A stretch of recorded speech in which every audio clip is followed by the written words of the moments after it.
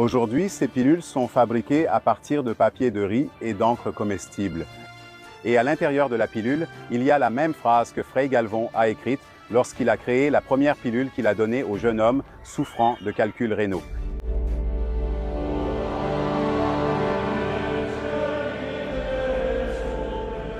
On imagine un saint, le premier saint du Brésil.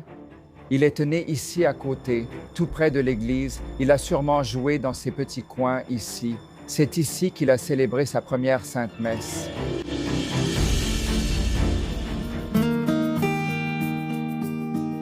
Antoine de Santana Galvão est né dans cette maison ici à Guaratinguetá en 1739. Son père était un commerçant portugais prospère et sa mère était une descendante du bandeirante Fernão Dias Paz. La famille était très religieuse et à cause de cela, il a été envoyé à Bahia pour étudier dans un collège jésuite. Inspiré par les jésuites, dans le collège où il étudiait, il a voulu rejoindre la Compagnie de Jésus. Mais son père n'était pas d'accord à cause de la persécution des jésuites menée par le marquis de Pombal, l'un des hommes les plus puissants du royaume de Portugal à cette époque. Ainsi, il est allé à Taubaté, également dans la vallée du Paraíba, et a rejoint l'ordre des franciscains, où il est devenu Fray Galvão.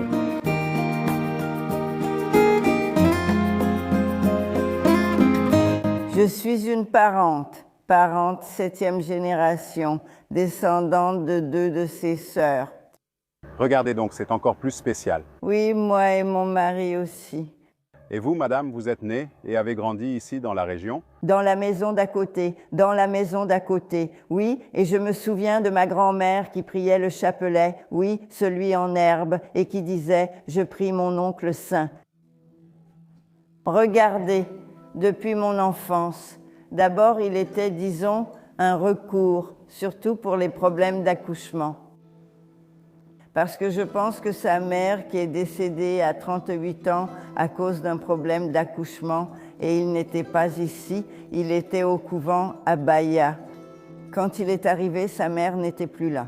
Alors, il avait une attention particulière pour l'accouchement. Et toutes celles qui allaient accoucher, du moins à mon époque, allaient chercher la pilule de Fray Galvão. Et ici, donc, c'est la maison où il est né et où il a aussi grandi. Il y a grandi jusqu'à l'âge de 14 ans. Alors, il habitait ici, il vivait dans cet endroit où nous sommes. Alors, il habitait ici.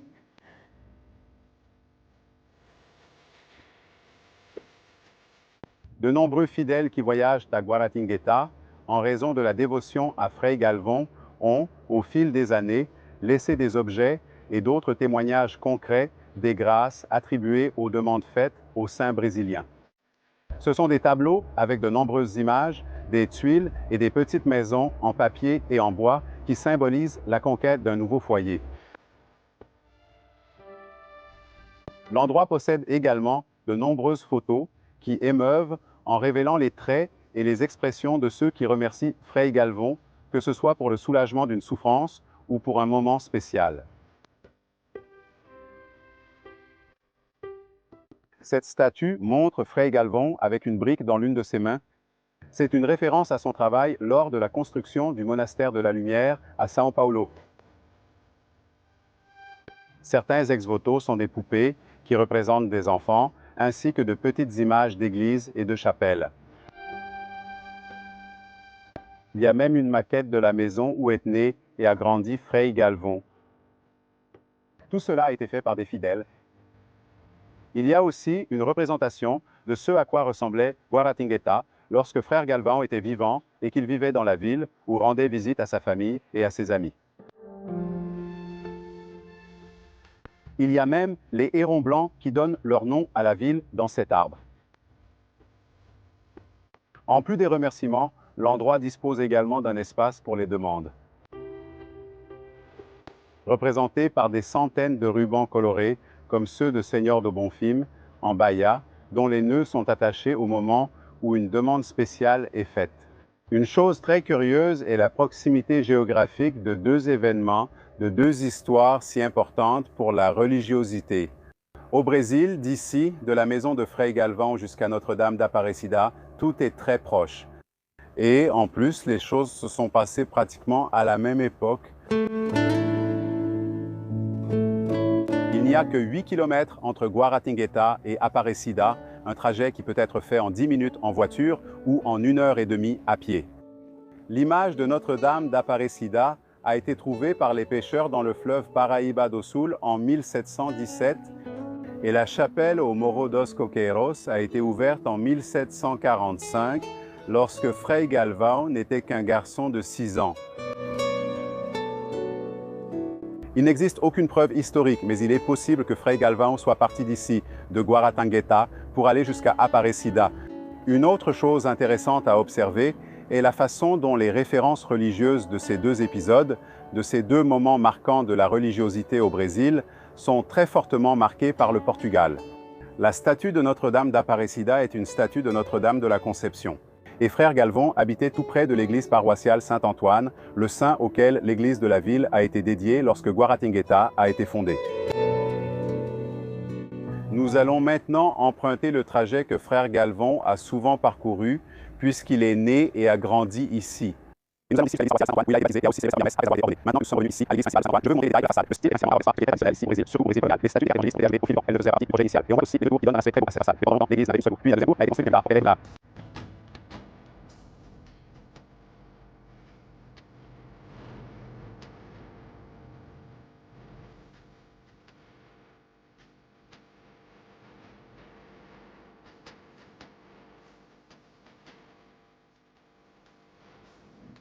De retour à l'église paroissiale Saint-Antoine, je veux vous montrer les détails de la façade.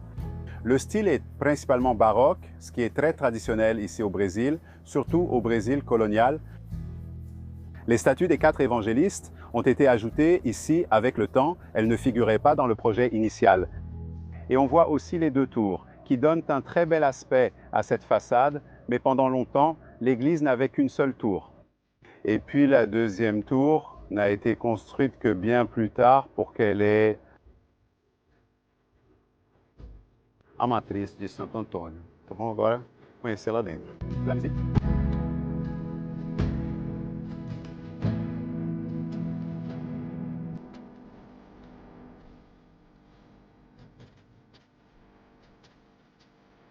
Dès l'entrée de l'église paroissiale Saint-Antoine, on voit déjà cette belle porte, n'est-ce pas, toute décorée, également avec des références dans les vitraux aux 4 évangélistes, Matthieu, Marc, Luc et Jean, ainsi que des statues des 2 grandes figures religieuses de la région.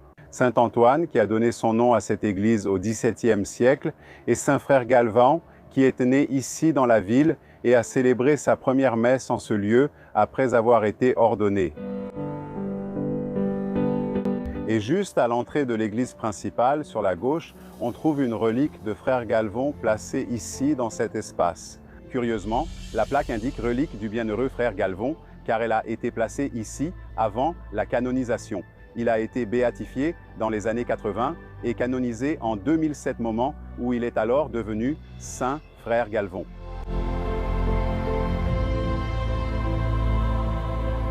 Regardez comme c'est impressionnant. Tout près de l'entrée de l'église paroissiale Saint-Antoine, ici à Guaratinguetá, il y a cette autre statue de Saint-Antoine, qui est plus ancienne que l'église. Elle a plus de 400 ans. Oui, on ne sait pas exactement quand elle a été réalisée. Elle est faite en terre cuite. Elle est aussi très proche de l'autre statue de Saint-Antoine, plus grande, n'est-ce pas? Mais celle-ci, plus petite, est celle qui a le plus d'histoire et qui existe depuis le plus longtemps. Parce qu'au début, c'était le village de Saint-Antoine et c'était en torchis depuis l'autel, du sanctuaire jusqu'à la petite pointe là-bas, à peu près, c'était l'église. C'est à partir de là qu'il y a eu l'expansion, n'est-ce pas? Mais au début, elle était en torchis et maintenant, elle est entièrement en pierre. Qu'elle est belle! L'église...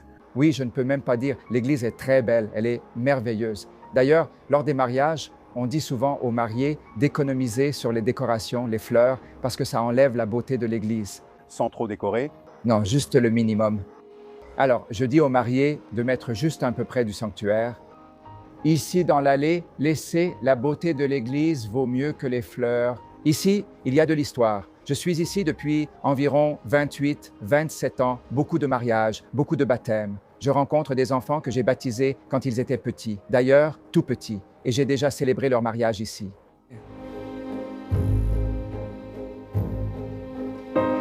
C'est un endroit très accueillant, Sergio, c'est gratifiant. Je l'appelle la chapelle du silence.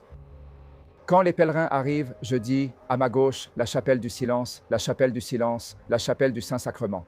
Là, tu as le silence de Dieu, tu parles avec Dieu, tu écoutes Dieu, c'est dans le silence et c'est très accueillant. C'est de la méditation dont nous avons besoin. Oui, profonde, c'est très bon, c'est très important. Et pour vous, quel est l'héritage de Fray Galvão? Au-delà des pilules de Fray Galvão, c'est la charité. Sans charité, ça n'existe pas. On l'appelle aussi l'homme de la charité, l'homme de la charité, l'homme de la paix, dont le monde a tant besoin aujourd'hui, la paix, cette paix qui vient du cœur de Dieu. Il transmet cette paix, et il continuera à transmettre cette paix, cette charité.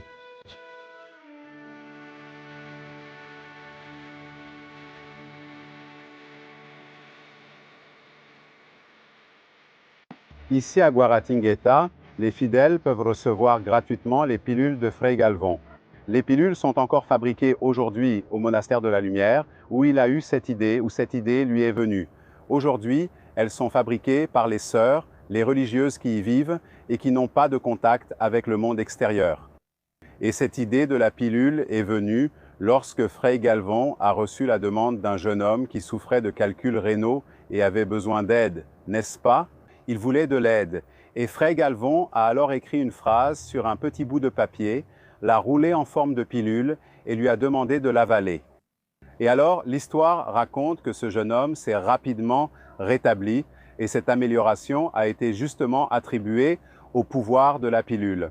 Jusqu'à aujourd'hui, ces pilules portent la même phrase que Fray Galvão avait écrite sur la première et elles sont aussi pliées de la même manière. Alors, ça vient ici dans une image pieuse et là, à l'intérieur du plastique, de l'autre côté, on voit ici le papier soigneusement plié, exactement comme Fray Galvão l'avait imaginé, avec la pilule à l'intérieur. Avec la même inscription, les pilules sont toutes petites. Aujourd'hui, ces pilules sont faites de papier de riz et d'encre comestible. Et à l'intérieur de la pilule, il y a la même phrase que Fray Galvão avait écrite sur la première pilule qu'il a donnée au jeune homme atteint de calculs rénaux. Après l'enfantement, ô Vierge, tu es demeurée intacte. Mère de Dieu, intercède pour nous.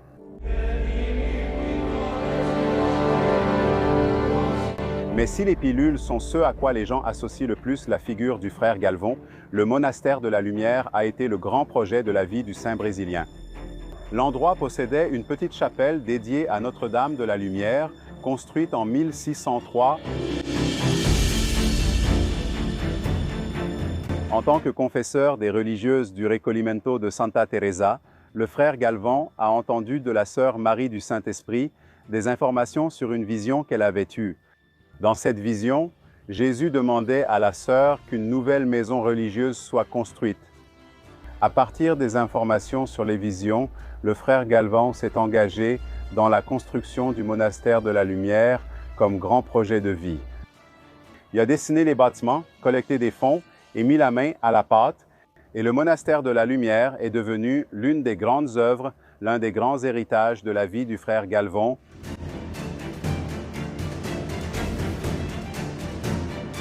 Mais il n'a pas vu toute l'œuvre achevée. Il est mort alors qu'il restait encore à construire les 2 tours de l'église. Et ce sont justement les pilules et la construction du monastère de la Lumière qui ont consolidé l'héritage du frère Galvão et préparé le terrain pour qu'il devienne le premier saint brésilien.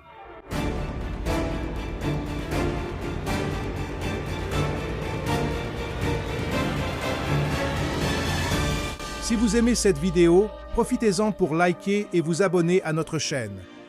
Et si vous souhaitez approfondir et soutenir le Jornada Infinita avec Rodrigo Alvarez, venez découvrir nos cours sur rodrigoalvarez.site. Le Brésil est l'un des pays comptant le plus grand nombre de catholiques au monde.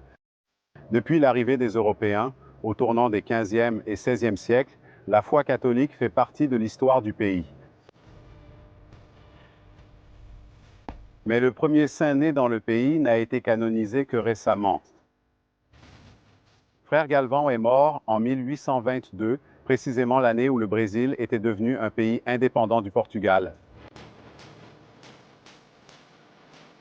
Et Rodrigo Alvarez nous montre maintenant l'église qui abrite la tombe du saint brésilien. et le monastère qui fut la grande initiative de Frère Galvon. Cette région, Elle est devenue importante après que l'image de Notre-Dame de la Lumière soit arrivée ici. Alors nous avons une lettre de José de Anchieta, le père José de Anchieta, à la fin du XVIe siècle, disant qu'il a gravi la Serra do Mar et passé par Piranga, et là, il a fait un acte de dévotion à Notre-Dame de la Lumière.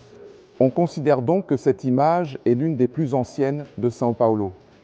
Un couple s'occupait de cette image, puis a déménagé dans la région au XVIIe siècle et l'a placée dans une chapelle où elle était conservée.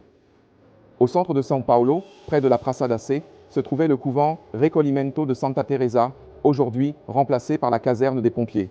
Là se trouve la maison de la marquise et l'ancienne rue de Santa Teresa, la religieuse Teresa. Après, la religieuse Maria Helena do Sacramento va demander au roi du Portugal un nouveau couvent pour femmes, puisqu'il n'y en avait qu'un, et sa demande sera refusée dans un premier temps. Parce que nous sommes à l'époque de Pombal, le Portugal connaît certaines restrictions que nous connaissons, Marquis de Pombal, José Sébastien de Carvalho et Melo.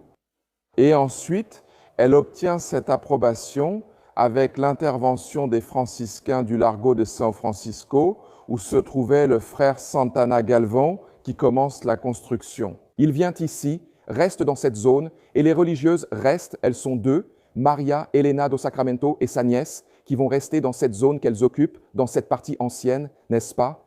C'est ce que j'appelle la partie ancienne. Le frère Galvão y a-t-il vécu? Oui, pendant la construction. Il est mort l'année de l'indépendance, 3 mois après, pratiquement. Il était déjà très affaibli, physiquement affaibli, n'est-ce pas, à l'époque où la ville connaissait une grande agitation en termes d'effervescence. Dom Pedro avait visité Santos, il est monté la colline le 7, il a fait cette proclamation, n'est-ce pas, qui n'est pas une manifestation de révolte contre le Portugal, mais ce qui avait été déterminé. Il y va, il arrive au centre de São Paulo, au Patio do Colégio. Là, il y avait du théâtre, on lui faisait des ovations. La première acclamation de Dom Pedro, comme Dom Pedro Ier, a lieu au Patio do Colégio, et le 8, il quitte la ville de São Paulo, et peu de temps après, le frère Santana Galvão vient à décéder.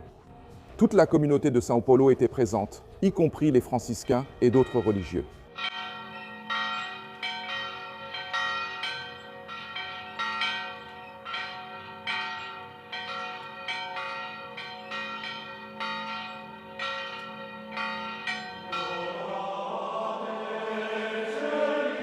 le premier saint né au Brésil a été canonisé le 11 mai 2007 par le pape Benoît XVI. Lors d'une messe célébrée au Campo de Marte, à São Paulo, suivie par environ 800 000 personnes, peu de temps avant, il avait déjà été béatifié et reconnu comme le saint patron des maçons.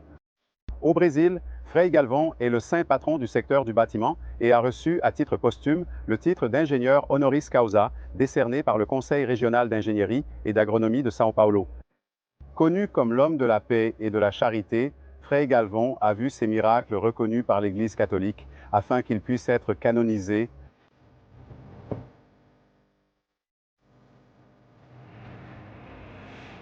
Plus de 30 000 cas ont été analysés lors du processus de canonisation de Frei Galvão et 2 d'entre eux ont été décisifs. Ils se sont produits dans les années 90.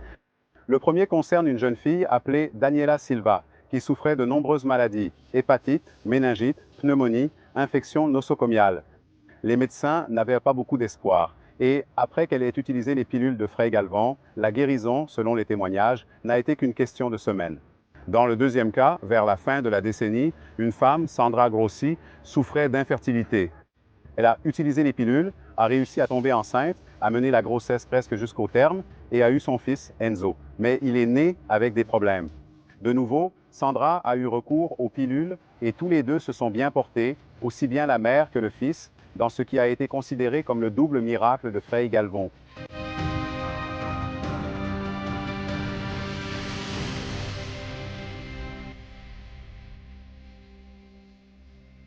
Et si, le monastère de la Lumière à São Paulo, la maison de Frei Galvão et l'église paroissiale Saint-Antoine à Guaratinguetá racontent l'histoire de la vie de Frei Galvão, vécue il y a plus de 200 ans. Il y a un nouvel espace ici dans la ville de Guaratinguetá qui a été conçu avec l'idée de construire une église dédiée au nouveau saint brésilien au sein de Guaratinguetá, Saint Frère Galvão. Le sanctuaire Frei Galvão a été constitué canoniquement en 2010, seulement 3 ans après que Frei Galvão ait été reconnu comme saint par l'Église catholique. En 2021, les franciscains ont pris en charge ce lieu et ont alors commencé à construire des espaces pour la communauté. On voit déjà que beaucoup de gens viennent à cet endroit et l'idée est de s'étendre de plus en plus jusqu'à atteindre un espace pouvant accueillir des dizaines de milliers de fidèles. Pour l'instant, la grande attraction est une immense statue de Frère Galvão qui, dès l'entrée, indique l'endroit où le sanctuaire Frère Galvão est déjà en cours de construction et de développement, ici à Guaratinguetá.